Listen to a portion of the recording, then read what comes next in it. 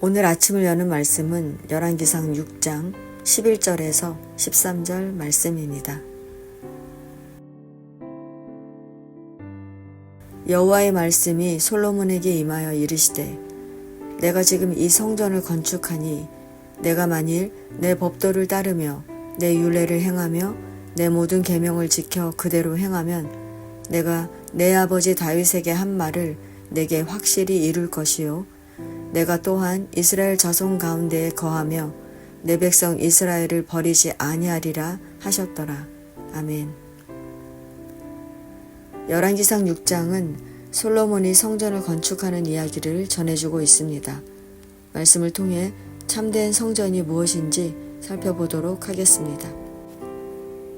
1절은 솔로몬이 성전을 건축한 것이 이스라엘이 애굽 땅에서 나온 지 480년 만에 이루어진 일이라고 말합니다. 본문이 성전 건축과 출애굽 사건을 연관지어 말하는 이유가 무엇일까요? 성전을 건축하며 영원한 예배 처소가 정해진 것이 하나님이 이스라엘 백성에게 약속하신 땅을 주셨다는 확실한 증거이며 출애굽의 완성을 보여주기 때문입니다. 솔로몬은 이렇게 중요한 의미를 담고 있는 성전을 길이가 27.5m, 너비가 9m, 높이는 13.5m, 면적은 214.5제곱미터로 장엄하게 지었습니다. 성전 벽에는 안이 넓고 밖이 좁은 붙박이 창문을 만들었고 또 다락을 만들었는데 다락마다 골방을 만들었습니다. 다락은 3층으로 되어 있으며 위층으로 갈수록 너비가 넓어지는데 백향목으로 만든 들보로 성전과 연결되어 있었습니다. 그런데 이렇게 성전을 건축하고 있는 솔로몬에게 하나님은 내가 만일 내 법도를 따르며 내 율례를 행하며 내 모든 계명을 지켜 그대로 행하면 내가 내 아버지 다윗에게 한 말을 내게 확실히 이룰 것이요 내가 또한 이스라엘 자손 가운데에 거하며 내 백성 이스라엘을 버리지 아니하리라 라고 말씀하십니다. 성도 여러분, 본문을 보면 아직 성전 짓는 이야기가 다 끝나지 않았는데 하나님께서 법도와 율례를 행하며 계명을 지켜 행하라 말씀하시는 이유가 무엇일까요? 진짜 성전이 무엇인지 말씀하시려는 것입니다.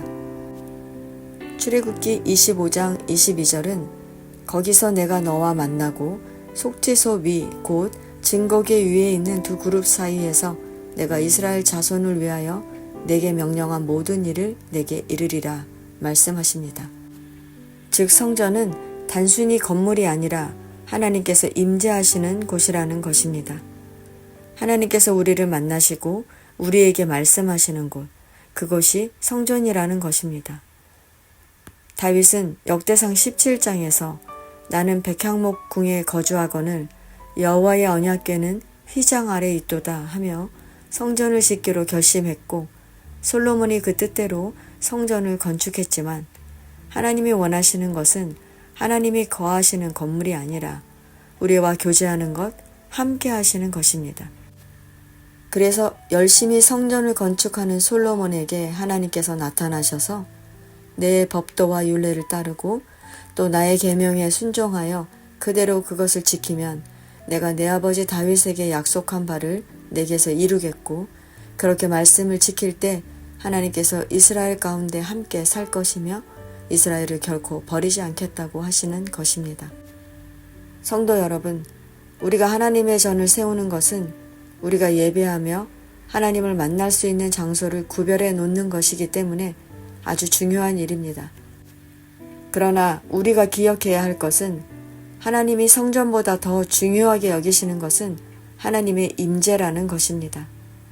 하나님이 거하시지 않으면 성전이 있어도 의미 없는 것처럼 우리도 하나님의 임재를 경험하지 못하고 살아간다면 하나님의 자녀라 할 수 없는 것입니다. 고린도전서 3장 16절은 너희가 하나님의 성전인 것과 하나님의 성령이 너희 안에 거하시는 것을 알지 못하느뇨 말씀하십니다. 이 말은 우리가 우리 안에 계신 성령을 인식하고 성령을 따라 살면 하나님의 임재를 경험하고 있으니 우리 자체가 성전이라는 것입니다. 솔로몬은 2절 말씀처럼 여호와를 위하여, 즉 하나님께만 예배하려고 성전을 건축했지만 솔로몬이 이방신을 섬기며 하나님 없이 살았으니 그가 성전을 지었어도 그 성전은 하나님의 임재가 없으니 성전이라 할 수 없는 것입니다. 훗날 예루살렘 성전이 무너진 것도 솔로몬 이후 이스라엘이 하나님의 임재 안에 살지 않은 결과를 드러내는 것이 아니겠습니까? 성도 여러분, 하나님께서 원하시는 것은 우리가 하나님의 임재 속에 사는 것입니다. 우리가 하나님의 임재 속에 사는지 아닌지는 우리가 하나님의 말씀대로 순종하는 삶의 모습을 통해 드러납니다. 우리가 세상 속에 살아가고 있기에 세상의 방법을 따라 살면서 때로 넘어지기도 하지만 하나님의 말씀을 듣고 순종하기를 힘쓴다면 우리는 하나님의 임재를 경험하게 될 것입니다. 이것이 하나님이 원하시는 성전인 것입니다. 성도 여러분, 2025년 새해가 시작되었습니다. 올 한 해 하나님의 임재를 경험하며 말씀대로 순종하여 하나님께서 약속하신 복을 누리는 저와 여러분 되시기를 축원합니다.